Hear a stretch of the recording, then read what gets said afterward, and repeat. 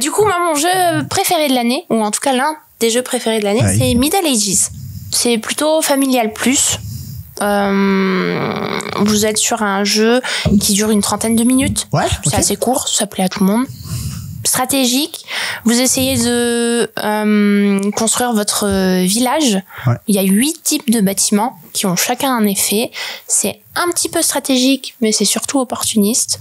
Et on aime se taper dessus. Qu'est-ce qui te plaît dans le jeu? Le côté opportuniste, le côté rapide et c'est un petit peu quand même pas si facile que ça. Vous avez des bâtiments qui vont se faire casser la gueule en plein milieu. Moi j'ai fait une partie, j'ai fini avec 10 points pendant que les autres avaient 100 points. Oui, ça peut être très punitif. Voilà. C'est un jeu de Marc-André, l'auteur qui a fait Splendor. Et c'est la réédition d'un jeu qu'il avait déjà fait avant qui s'appelle Majesty. Majesty que j'avais détesté.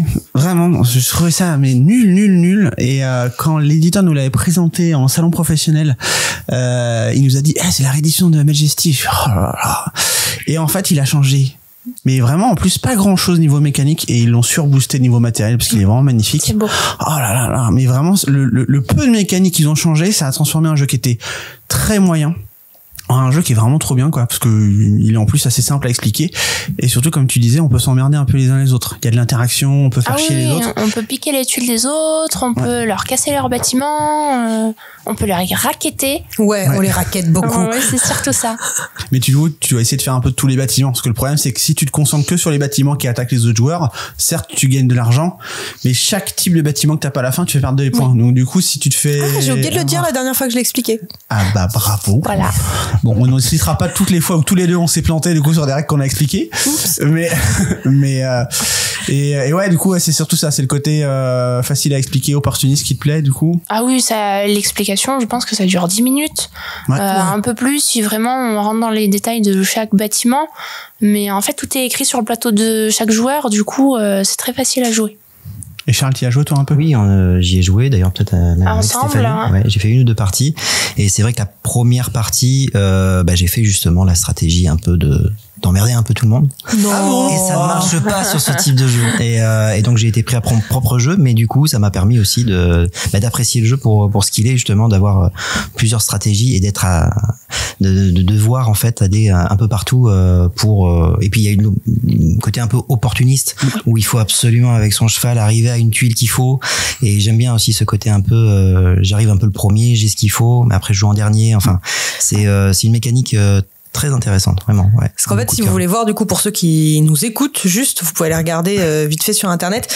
Vous avez, du coup, l'idée, c'est qu'il y a 4 colonnes avec un certain nombre de tuiles en fonction du nombre de joueurs. À votre tour, du coup, vous allez récupérer la tuile sur laquelle vous êtes mise et vous allez choisir la prochaine tuile que vous prenez. Et en fait, si vous prenez la tuile tout en haut, vous jouerez en premier. Si vous prenez la tuile tout en bas, vous jouerez en dernier.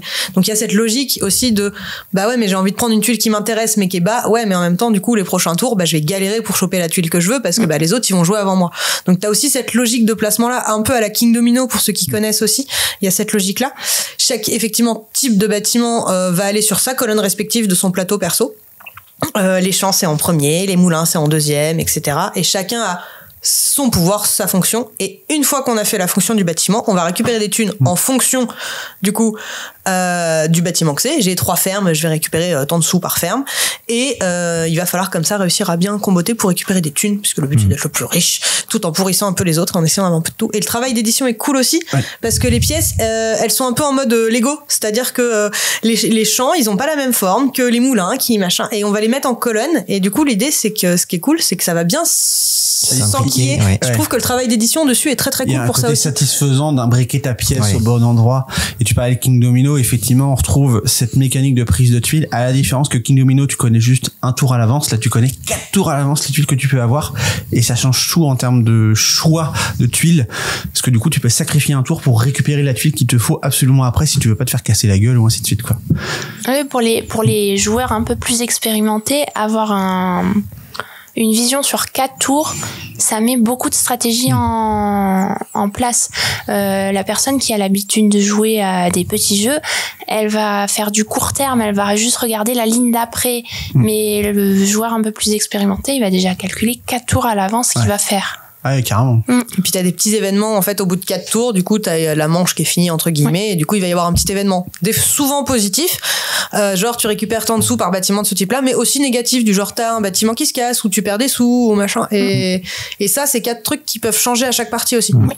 Matériel est canon, hein. Enfin, les pions sont imprimés et tout. Voilà. Non, franchement, c'est pareil. Ça fait partie nous des jeux qui ont marqué un peu l'année putain, en fait, c'est trop bien. Et pareil, c'est encore une fois cette année, ça a été beaucoup ça des jeux qui ont pas forcément des mécaniques innovantes qu'on voit partout, mais qu'on voit justement jamais ailleurs, mais des trucs qui étaient bah ouais, mais ça fait vachement bien le taf et c'est super bien.